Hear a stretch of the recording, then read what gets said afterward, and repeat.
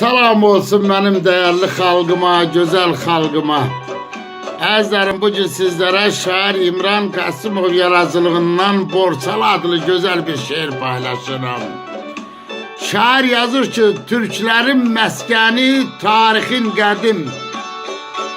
Şərəfsən, şöhrətsən, elə Borçalı. Əzəldən təbiət yaradıb gözəl.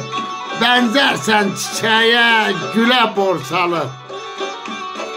Şairler meskeni, aşıklar yurdu. Koynunda dedeler el oba kurdu.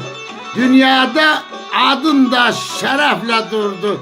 Görüm var olasan belə Borçalı. Halkımın en güzel adeti sende. Böyüyün kiçiyin hürmeti sende. Zəlimxan şöhrəti, qüdrəti sende.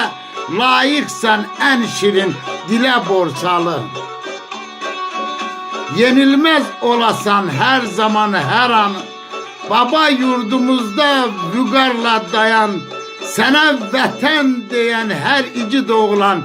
Bax belə qədrini bilə Borçalı. Seni vəsf eyleyen sazdı Borçalı. Ne kadar söz desek azdı Borçalı. İmran da bir kelime yazdı Borçalı. Həmişə taleyin gülə Borçalı. Şərəfsən, şöhrətsən elə Borçalı. Eşq olsun Borçalımıza, eşq olsun Azərbaycanımıza. Sağ olun, var olun dostlar.